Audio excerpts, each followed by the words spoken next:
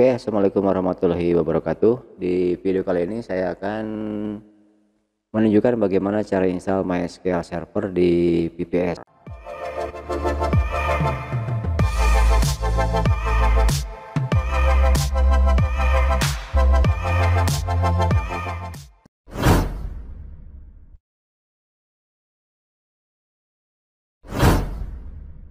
Menggunakan VPS yang OS-nya Windows. Nah, jadi VPS adalah singkatan dari Virtual Private Server.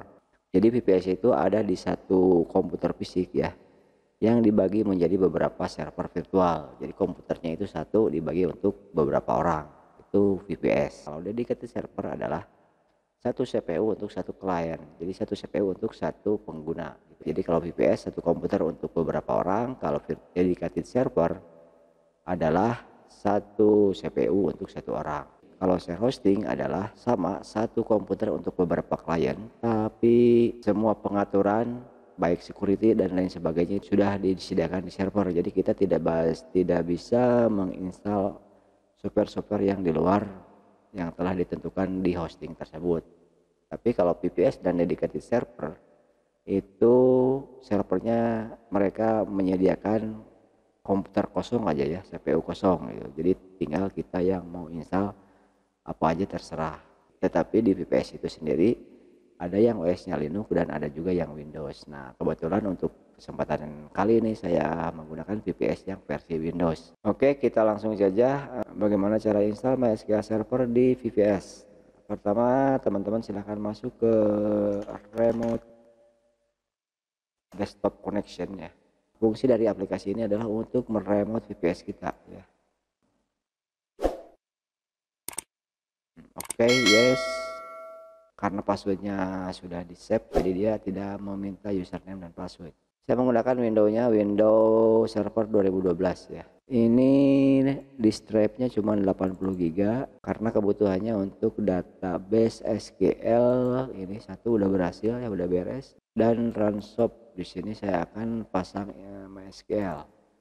Caranya di sini kan belum ada source MySQL-nya. Saya copy dari komputer lokal.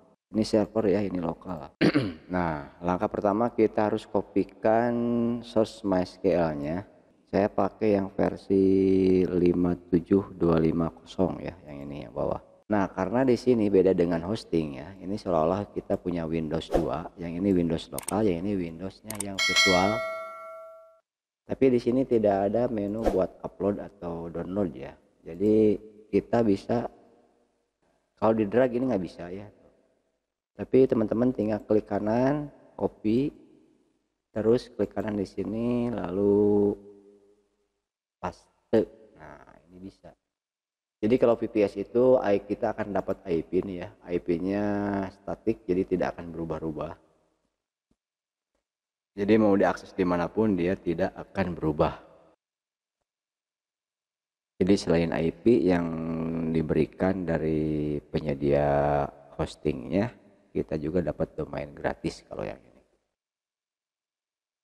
Sekarang kita install yang MySQL-nya. Biasa kalau installnya itu tinggal double klik atau jalankan aja, nanti install sendiri. Nah, ini biasa ya, seperti install biasa, next.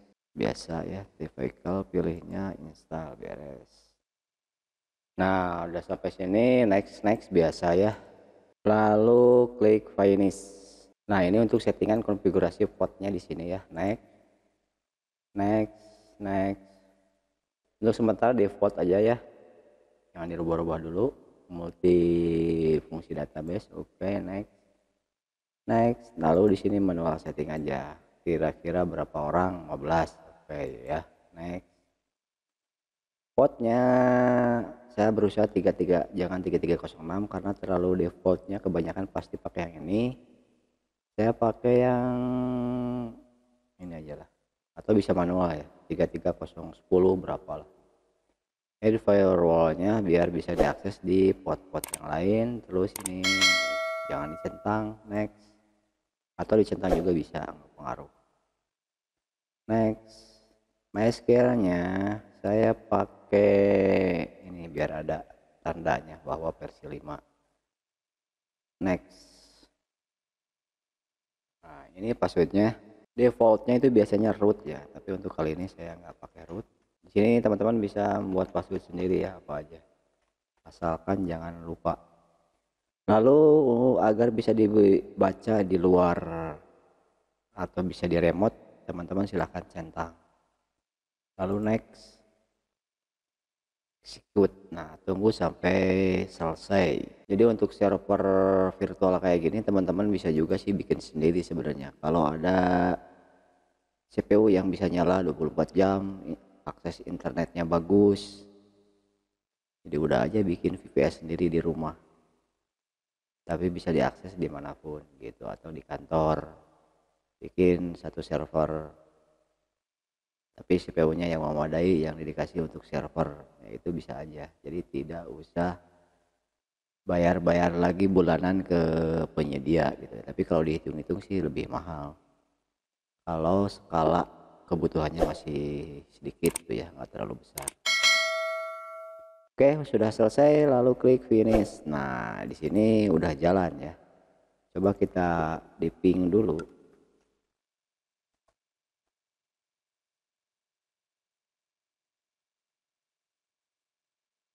Ini ping dari lokal ke server ya. 113.20.28.145. Nah, oke, bagus. Coba kita buka MySQL yang diinstal tadi di lokal, di remote ya. Coba kita remote MySQL yang telah diinstal tadi. Saya di sini menggunakan toolnya HeyDSQL.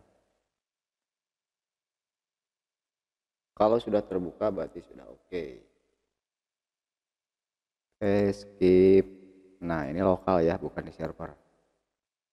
Jadi saya akan meremote database yang saya akan meremote MySQL yang sudah diinstal tadi. Ini saya kasih nama server HIK. Tadi IP-nya 113.20.28.145. Tadi kan usernya defaultnya kan root ya, terus passwordnya. Nah, portnya tadi saya kasih 3307 kalau nggak salah. Oke, open. Yes. Nah, save modification. Yes. Jadi artinya ini sudah terbuka ya. Jadi teman-teman kalau sudah diinstal di sini MySQL-nya, untuk mengelola atau untuk mengolah datanya itu tidak usah masuk lagi ke sini, cukup di remote di lokal saja. Jadi biar lebih cepat. Jadi kalau mau membuat database baru atau mau memodifikasi data dan sebagainya itu bisa di remote melalui tool-tool yang bisa membaca MySQL server itu sendiri. Oke. Di sini saya contoh akan membuat database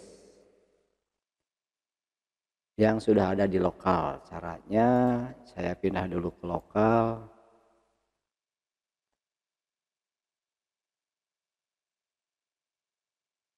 Saya punya data yang ini. Data toko ya, karena aplikasi toko tapi ada di koperasi.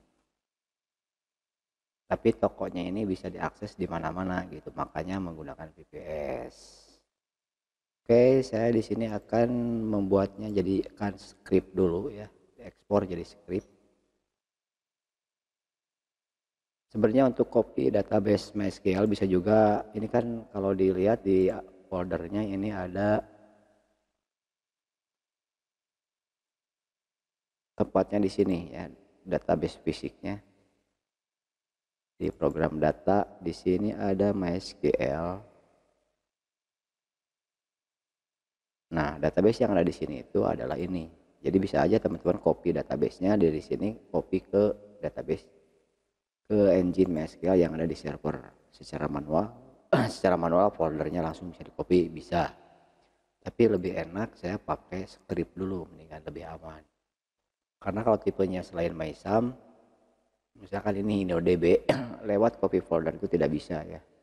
Harus lewat script. Makanya di sini saya contohkan pakai script aja. Ekspor database as SQL, ininya saya pilih single SQL file, jadi ini outputnya nanti berbentuk SQL nih. Simpan di desktop lah ya, dbhik. Nah jadi outputnya ini nih, dbhik.sql eksekusi, dan saya suka di drop ya, takutnya nanti mau diupdate lagi, jadi nggak double tabel. Eksekusi,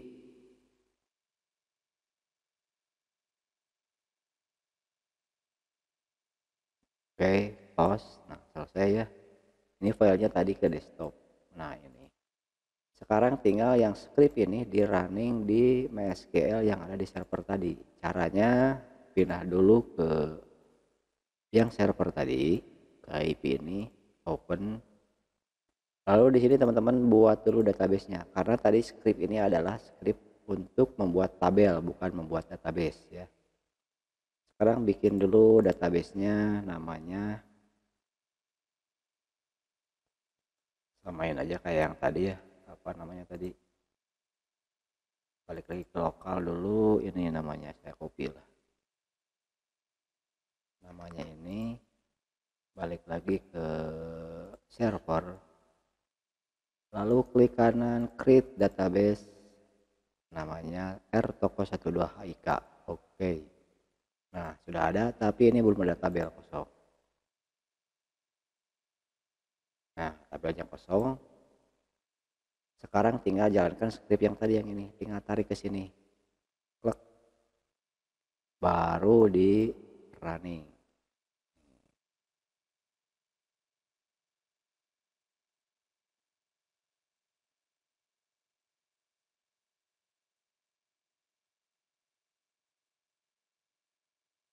Ini lebih aman, jadi kalau lewat script lebih aman daripada copy folder. Biasanya suka ada tabel-tabel yang crash, walaupun bisa sebenarnya, tapi suka ada yang crash.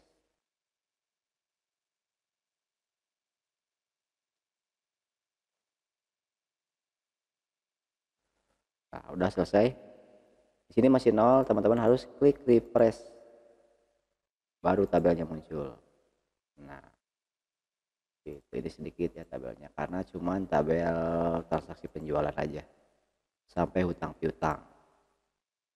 Oke, segitu aja untuk video kali ini, bagaimana cara meremote atau cara install MySQL di server VPS yang OS-nya Windows ya. Terima kasih. Assalamualaikum warahmatullahi wabarakatuh.